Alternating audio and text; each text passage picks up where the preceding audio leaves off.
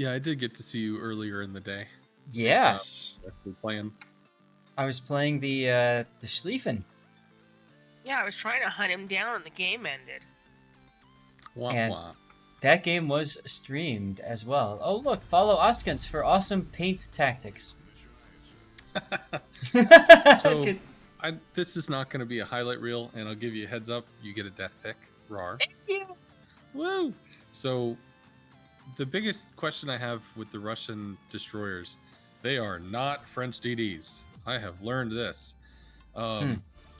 But I'm still trying to figure out how to make it feel impactful when you're just peppering people with shells from 13 kilometers away. Yep. And in this one, I don't think I ended up doing that. I think I got overcommitted and I didn't necessarily see a way out until eventually, by the power of YOLO and frustration invested in me, I'm going to give you a death pick. But the replay itself is, I think, worth watching, especially after I die. So, what is your build in the Kiev? I believe at this point I had changed it to slot 2 was engine protection as opposed to improved engine boost, or like the longer engine boost.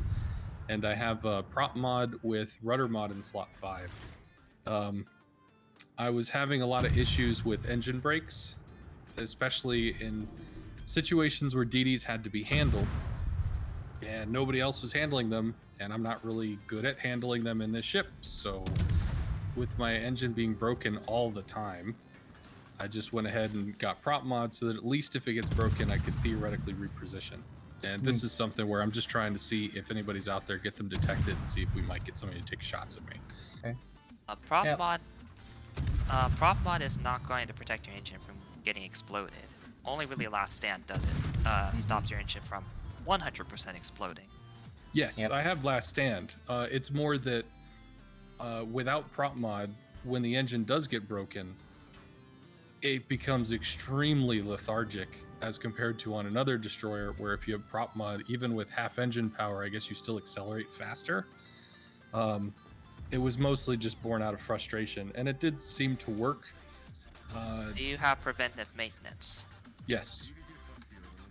Alright, Now, then it's at least reasonable. Did I hear correctly that you are not running concealment module in slot 5?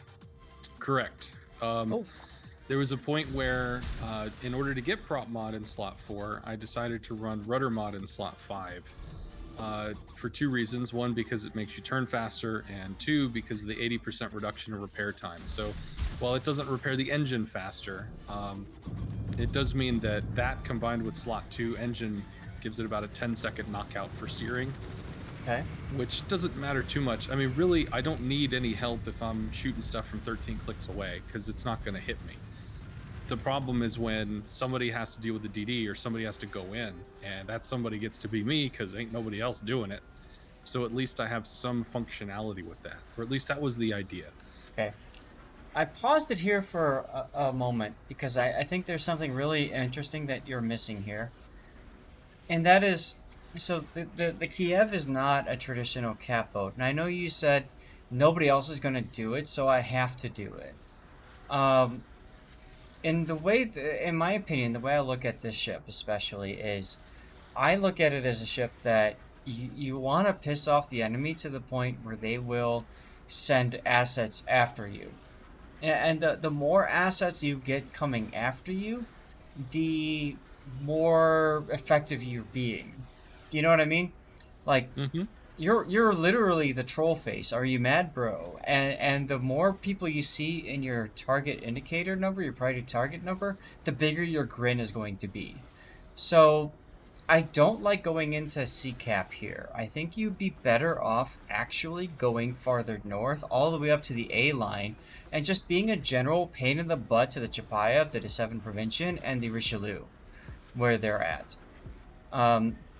Going into C, the problem with that is it limits your maneuverability, and it forces you to be much closer to the enemy to where they can shoot you more effectively than at max range. Does that make sense? Oh no, it definitely does. I had considered going around like the outside to the A, the 9-10 line, etc. But I was really concerned that with islands being so jammed in there, I wouldn't be able to, tap dance around. So I thought, one, C is open. I didn't want to go into C, but after shooting the water for like 25 seconds and not being spotted, I started wondering, like, did the enemy team lemming trade to A? Right. So that's where I started poking in because, well, if literally nobody is going to be at this cap, then maybe I should grab it just because nobody's here. Right. Obviously, they were there, but it was Half just, the I was team was not astounded. I was spotted. not, yeah, I was astounded that I wasn't detected by anything. Yep. I am okay. amazed that you got a full cap out of that. You can But- get a full cap, but your positioning is not very good. And what's going to stop the Ognavoid from just taking it back? Your Wichita got nuked, Yeah, again, I and went he in, just used radar. I went in to see, not necessarily to take the cap, more so because I was concerned that there was literally nobody on this side. That Got I it. thought maybe whatever was going to C, lemming trained to Bravo, or they were all just going to go to A, because sometimes that happens. So it was more of like a, well, hell if they're not going to take it, and B, as an exploratory venture, which at least I got out without taking much damage. You're pretty fortunate in that, but most of these exploratory adventures end with half your HP gone at the very best, and Yep. then the enemy kind of just pushing you in, and you wondering when can I fire, when my heals come back up. So in other words, you're playing maybe a little bit too aggressively early on Sure. here, and possibly that's impacting your overall hit point pool. Now, you were talking about going up earlier and being afraid about crashing into somebody. If you were going up even behind Bravo 9, that island there, chances are if somebody was nearby, you would catch them at Bravo 8 as you transited to the next island. So in other words, you would know that they were in that location. It's not like a blind you come around and they're in your face at 2 kilometers away from you. Now, take a look at the current situation right now. They're all pretty much bottled up into one little spot, which is great. I mean, this is good for your team. This is good for you because you only have to kite away from one position. And Ognavoy has graciously opened up, letting you try and reset the cap. And farm him for Wichita is still damage. going to die, but at least he's going to stall the cap for a little bit. Yeah, but he's managed to get behind the island, so it's gonna be very hard for the enemy to kill him, and he can spot them for days with Hydro. I think he already used his radar. Okay, forget the Ognavoy. Yep, day 7. There you go. Unfortunately, it looks like they're going to get the cap regardless, so Yep. the play to take the C cap it worked, but how much did you actually get out of it? Commander Yeah, Dick. Sorry, go ahead. Yeah, I wasn't taking C to take the cap. It was more, I was literally going in because I didn't think there was anything there. There happened to be stuff there. I could have bailed, but none of it had shots at me, so I just stayed until I took the cap and then left. It wasn't a long-term play. It was more of a, I'm not seeing anything going on, so I tried to make something happen just because I could. Got it. So, yeah. The thing, I'm just trying to say, it's probably better not to be in that position. As Zath said, I would have also gone around to the gone to the A and B area, just try to get better spotting. Because Look at once you, you're in Wichita! C, if you get Oh! surprised at the wrong time, then it's GG. That Wichita is a legend. Did you see what he just did? He rammed the freaking Richelieu. What a Chad. That was Yeah, awesome. I have no idea how he got that off, but I mean, that's the best you can hope for, and he 27mm actually armor. did it. Now somebody was asking who's Commander Big Dog. The analysis I'm doing, so I've got SCT score here, and then I also have Oskans, and this is his game, so he's commenting on what he's doing. Oskens typically plays a lot of CB. And for And me, subs, I from typically what I've play a lot seen. of destroyers. Yeah, I've done. DD's probably my second most played. This is my first time doing the Russian DD line, so it's been an experience, ups and downs. It's mainly a cruiser line, so it's a lot different. I Yeah, love this line.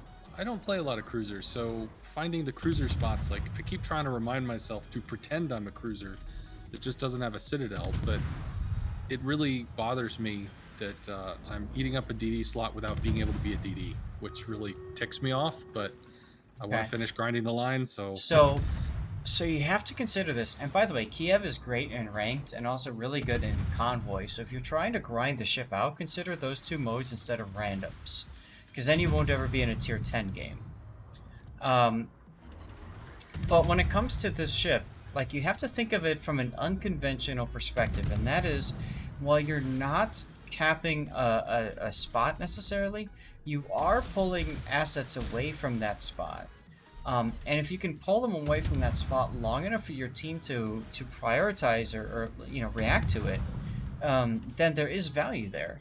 So if you let's say you went to A B and you got the D7 and you got the Chapayev to chase after you, and hell, let's even say the Richelieu. That makes it easier for your Wichita to position to cap to get the cap.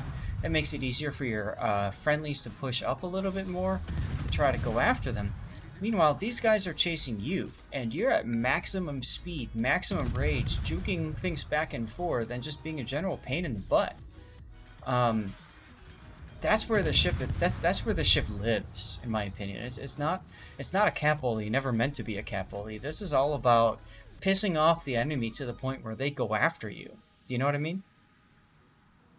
Well, I did find that some of the most successful games I had were the ones where I just had 4 or 5 people shooting at me while I juked and shit. So Yeah. yes, definitely. Yeah. I basically, it's like you're a Citadelist cruiser that's trying to get the potential damage of a battleship, which is interesting. I mean, it's been fun. It's been interesting. The only time it gets mad is when, or the only time I get mad is when I need to take care of something because it's late game or whatever, and I just don't have the tools to do it. You do have the tools to do it. It's just you don't expect them to work the way that they typically do because you're used to playing destroyer. And this ship, so I know there was talk earlier, and you mentioned you do double rudder, right? You do the rudder mod or whatever. Personally, prop and rudder. Prop and rudder, right? Personally, I like to do concealment.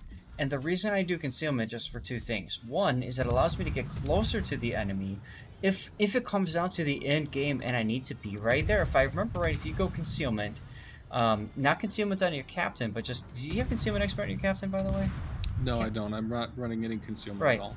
So if you do concealment module, you're at 7.9 kilometer, and the reason that's important is your torpedoes reach out to 8. So that gives you the ability to hit something that's even with you. And of course, I like the switch to AP, by the way. If you get somebody to chase after you, then that concealment is even more valuable, right? Because you can fire torpedoes at 8.5, almost 9 kilometers and still hit them in the face because they're chasing you, which is good stuff.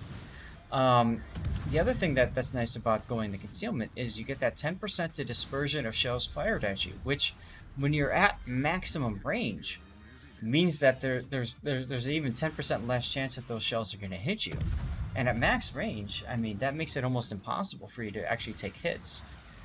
So you combine those two together, and I mean, you become the ultimate troll boat that gets in the backfield. Chapayev's backing up. There you go.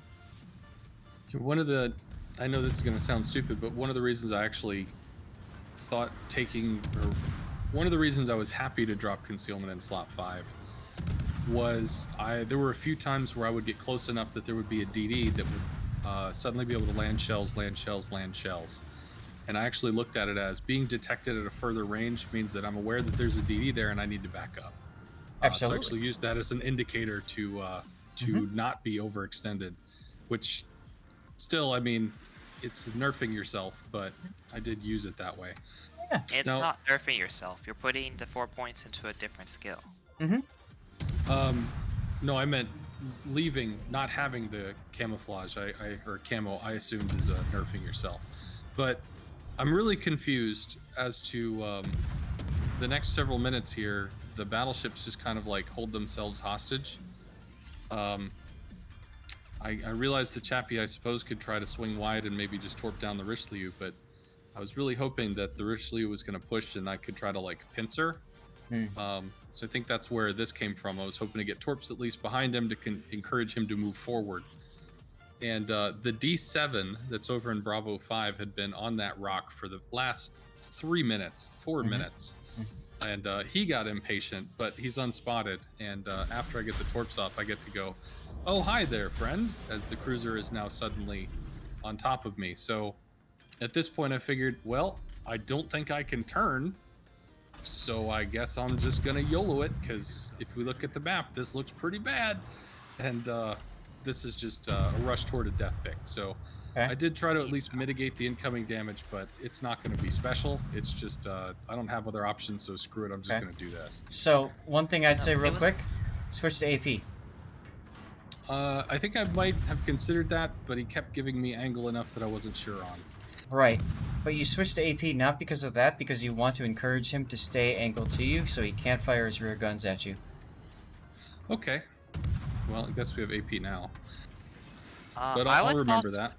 I would have gone to the right of the island. I think he had a decent chance of escaping, because if he tried to chase you, he would be going into Richelieu's firing arc, and I don't think he wants to chance that. Oh, I didn't consider the battleship being able to cover me. Oh my god. I figured I was so deep that the chance of getting out undetected or whatever would take forever, and it would just suck. So You saw that, no, that even if you die, he has to chase you in order to keep shooting you. sure. And you saw a battleship salvo go at him, right? Right. Time warp, I did thank you not. for the raid. I think I was He- too zoned in. I didn't look. Yeah, one of the battleships did shoot at him. Naturally, it did like 4 overpens, but he did help. Yep. So I'd agree. if he Generally escaped- speaking, a YOLO is the last thing you want to do in this kind of a ship. Yeah, I regretted it later because I'm watching as we're like, we just need 40 points to win, and we still just need 40 points or so to win. And I'm like, man, if I was Yep. just not dead. Yep. But still, it's worth watching the rest of the replay. Ladies and gentlemen, it's our first death Time pick of Warp the stream. 76 rated my Oh, wow. stream with 5 viewers. You're welcome, woo. All right. So, I mean, that happened. It's unfortunate, but it did. You are still getting fire damage on the D7, but of course, the guy's got to heal, so he'll probably live through it. So besides the plays at sea, I'm just wondering if you decide to rotate down south, would it have been a lot better? Well, I did That's- think of that after, like trying to think what could I have done better, and it's like I could have just left the Chappie. I Yep. could have just cut to the north, gone on the sea line over to like C9 and wrapped around, and I don't know, shot at something from 13 clicks as opposed Yep. to sitting held hostage on the other side of a rock. So yeah, It is- I was too zoned in. It's a very common problem among destroyer players. They stay in one spot and they don't realize, wait a minute, I have an engine. I can move to the other side of the map faster than Yep. literally everyone else. Yep. Now, Cthulhu, there is actually one third exception about YOLOing, and that is a British light cruiser. So if you were to, let's replace that to 7 for a second, with the Edinburgh. Edinburgh's got the AP. All you do is you bow into him and charge him. If he sits broadside to you, thinking he can kill you with his AP shells, you fire AP and just ping him down to death. If he runs away, you just keep burning him until he finally dies. It's actually very hilarious. I will be honest, part of the reason why I actually ended up YOLOing the D7 is because I've played it a few times and its shell dispersion is horrendous. Mm. So I figured most of the shells would actually go left and right of me, which of course didn't matter. But still, I actually had the vision that I Okay. could bow tank it fairly well. So if you go back in the VOD and rewatch that part, one of the things that you'll note is that you swung your rear gun around a couple of times on the D7. That's the I part that did. got you killed. I so- know, it was dumb. You absolutely have to present the smallest profile possible for any shell, especially HE. And because you didn't, well, you saw what happened. was I've very done this so sad. many times in Kiev myself. That's how I know. It was very sad when the Richelieu left me. That was, well, now this is a death sentence. Yay. Mm-hmm. Well, that you can't really fault him for, because he was probably information overload at that point. He knows he needs to get kills. Mm. So, probably sitting on the cap is one of the last things in a battleship player's mind, so I don't blame him for that. This was also where I was berating myself for being dead. So Well, It's like sure. if I just didn't die. Because here's the thing, both Benson and Kagura are so damn low. All you have to do is just go charge him, and you can even honk the horn. And I love the Kiev horn, by the way. It's like a freaking diesel steam or diesel engine coming after you. It's just, like I love that damn thing. This ship is a freaking like it's a sports car. It really is. I love it. Think of it this way: if he didn't die, then we wouldn't have a death pick, and this is the first death pick we've had all stream. Hey, there's the Because Benson. apparently people hate dying. Mm-hmm. Yeah, Zas replay theater win rate is always really high. So, and most people live Amazing through how those. that happens. I know, right? It's crazy. So I calculated it out. I think it was a 70-point swing, 75-point swing for a DD's health, and it's a minute 50 remaining. So it's like, Yeah, it's 75 points. 30 Well, plus if 45 Kagero negative. literally AFKs right now, then they win. Well, Because he's it not Jesus takes one- AFK. saves. Literally so it takes 1 minute to take the cap, and of course Richelieu can't. Once he can't jump on the cap fast enough to stop it, so it's GG unless Kagero suicides. But Well, this is Jesus randoms. saves, and the Lord hath mercy on my soul. Oh! Because you're gonna see tick tick tick. Randoms. And his name is Jesus Saves. He died for your sins. Oh my God. Yes, he did.